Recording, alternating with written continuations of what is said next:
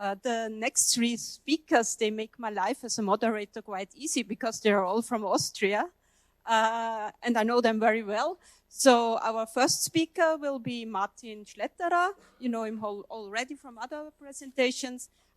He is a freshwater ecologist, and he works for one of the large hydropower companies in Austria for the TIWAG.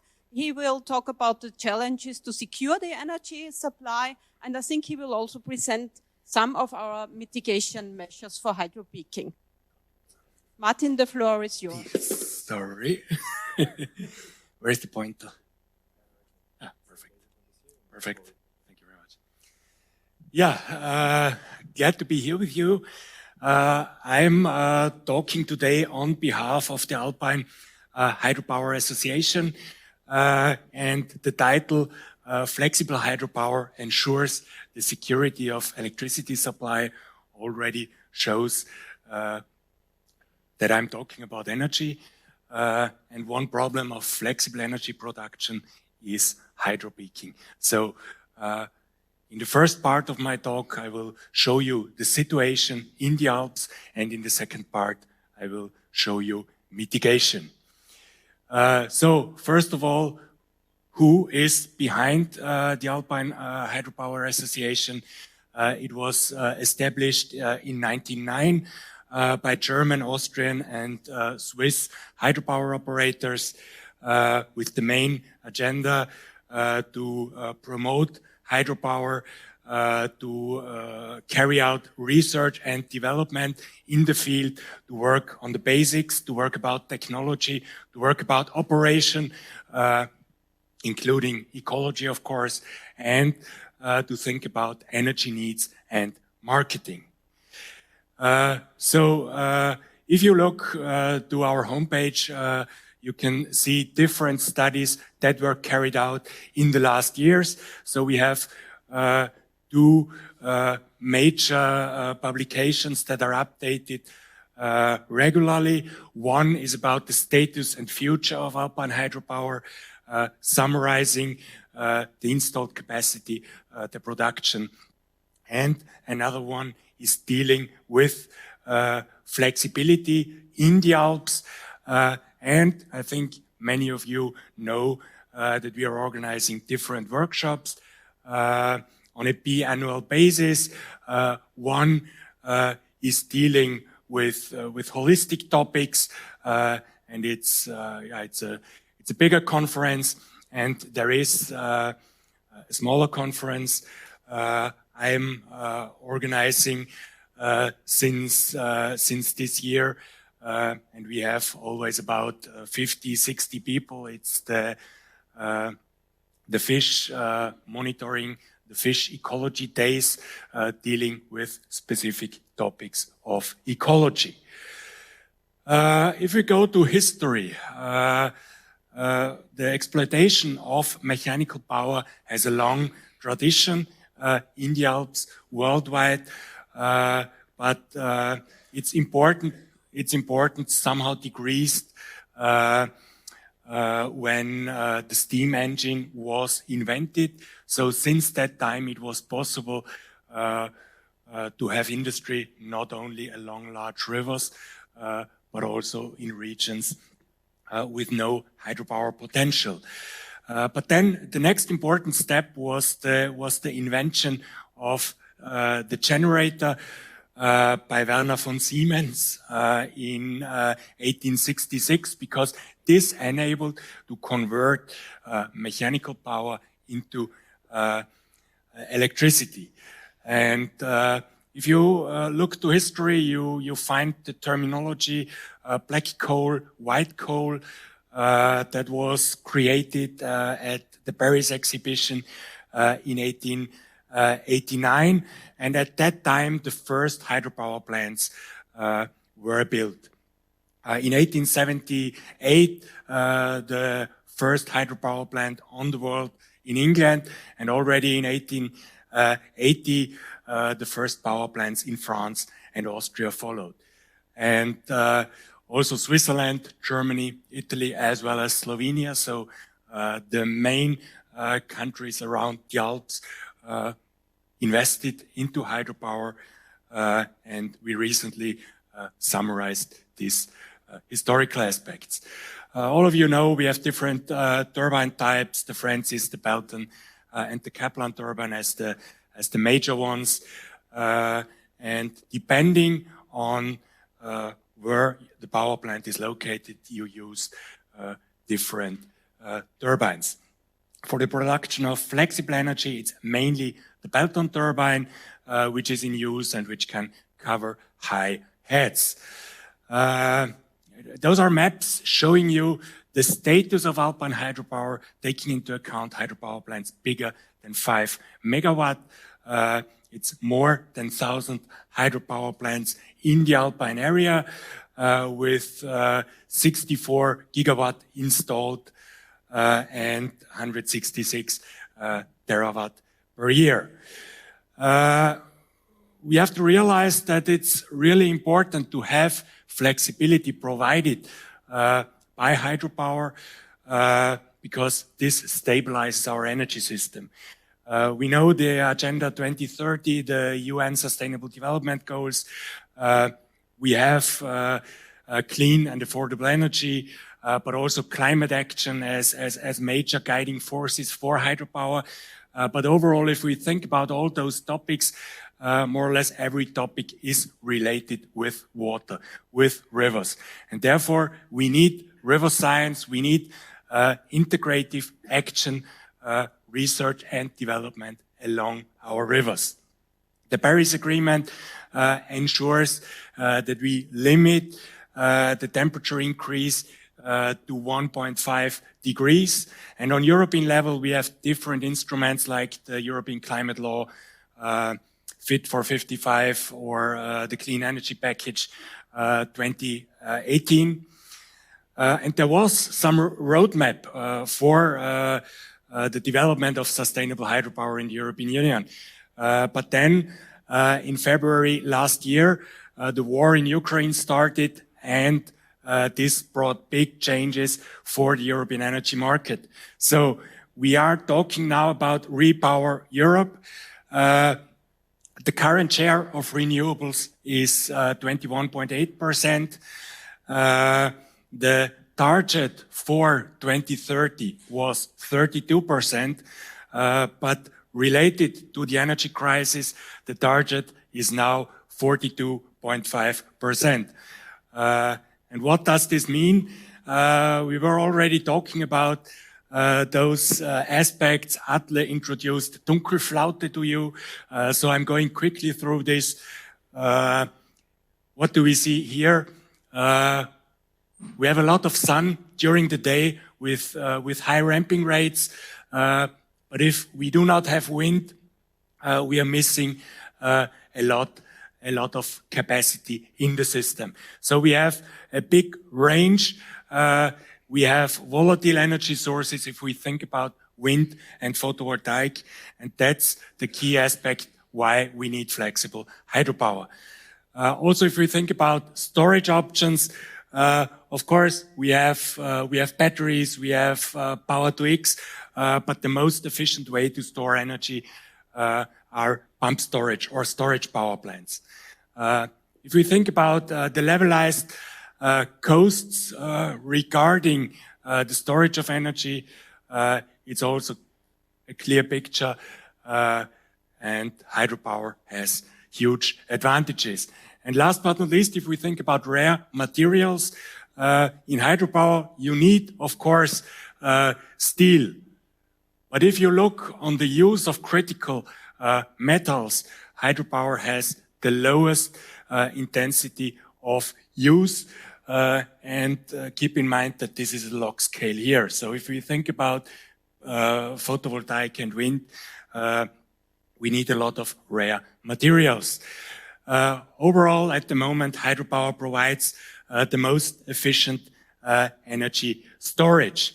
And in the Alpine area, you see here the European 27 plus Switzerland and Norway. In the Alps, we have 199 gigawatt in total installed in Europe, and 1/3 is located in the Alps. And regarding production, we have a similar picture. Regarding production, we have about 2,500 terawatt hours in the European Union. 22% are coming from hydropower, and 1/3 is also located in the Alps. And this picture shows us that we have one unique feature in the Alps. It's providing high flexibility, and if you look to the number and capacity of pump storage schemes, you see that this brings a very high flexibility in the Alps. Regarding storage, we were discussing this in the talk before. Overall, we have 22 terawatt hours storage capacity in Europe. We have 0.7 terawatt in pump storage. And if we have a closer look, Austria and Switzerland are very important regarding storage. Why is this important? We need the flexibility to stabilize the European grid. I don't go into detail here. We have quite a short range where the frequency can go up and down. But if it's getting too slow, we need more power, and if it's getting too fast, we need less energy. So we need the possibility to produce and provide flexible energy. Overall, the power generation from renewable sources is 166 terawatt hours per year. In the Alps, this means a substitution of 73 million tons of CO2. It's a reliable technology. Especially pump storage is a perfect way to store energy. And there are examples, for example, Kopswerk 2, which allows very fast responses to the grid. So in 20 seconds, it can go from 0 to full load pumping or turbining. And within 40 seconds, it can go from full turbine load into full pumping mode. And therefore, hydropower, flexible hydropower, is provisioning a lot of services to the energy grid. But as we produce flexible energy, this causes frequent changes in discharge, known as hydropeaking. There is a lot of research going on in the Alpine region, in Europe, globally. There was a session yesterday, and I think the overall aim has to be to develop measures without any effect on the production, because we need this flexibility to have a stable energy system. And options to do this are, for example, hydropeaking diversion power plants, as well as retention basins. And one thing we also have to keep in mind, many of our river systems are affected by multiple stressors. So if we are on the way solving hydropeaking, there are many more stressors in our systems, and therefore we need this holistic view on river systems to reach the targets of WFD and to ensure sustainable systems. One example from Switzerland, Jo already presented it. That's the first hydropeaking retention basin in Europe at the HPP in Nattkirchen, operated by KWO. The basin, in combination with the channel, provide a volume of 80,000 cubic meters, and this was the first example, and there are a lot of publications available. And the second example I'd like to show you is from Austria, from Tyrol. Jo also mentioned it, and recently we published this concept, and look at the title. Increased hydropower production and at the same time hydropeaking mitigation. So how is it possible to achieve this? This is located in the region of Tyrol, and we consider the catchment of 4,600 square kilometers. The main river in this system, the Inn River, is designated as heavily modified water body due to flood protection measures and due to existing hydropower use. So we established a strategic planning. We used the bottom-up instrument, which is available in the Austrian water law, and we developed a strategic environmental assessment for this region with economic targets and ecological targets. And it was possible to show that a combination of hydropeaking diversion power plants, so there are 3 hydropeaking diversion power plants displayed here, combining them with large retention basins. I'm talking about 6 retention basins with a volume, with a cumulative volume of 1.8 million cubic meters. And this allows to mitigate hydropeaking from the Swiss border down to Innsbruck. So, in the end, there will be an additional production of about 1,800 gigawatt hours per year, and it will be feasible to reduce the gradients according to the research projects Surema and Ökoresh that were presented yesterday. So up-ramping will be less than 15 centimeters per hour and down-ramping less than 12 centimeters per hour. 2 examples in detail. First, the diversion hydropower plant GKI. It is located at the Swiss border. Somehow the pointer is not working, or I have my finger in front. Here we have the situation that in winter we have a base flow, a minimum flow of 2 cubic meters, and a power plant in Switzerland produces flexible energy with a design discharge of 93 cubic meters. So we have changes from 2 cubics to 95 cubics 3 times a day. So that's what we have to deal with, and we have to find solutions. So how is it done?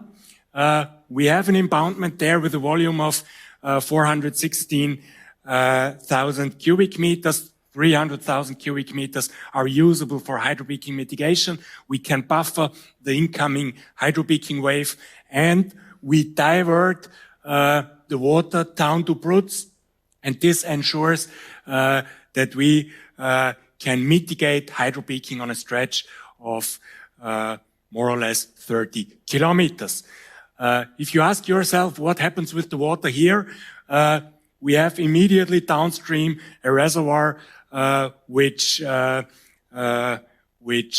again receives the water, and also for this reservoir, plans are now being discussed with the government to raise this reservoir to gain additional volume of about 500,000 cubics to mitigate the hydropeaking further downstream.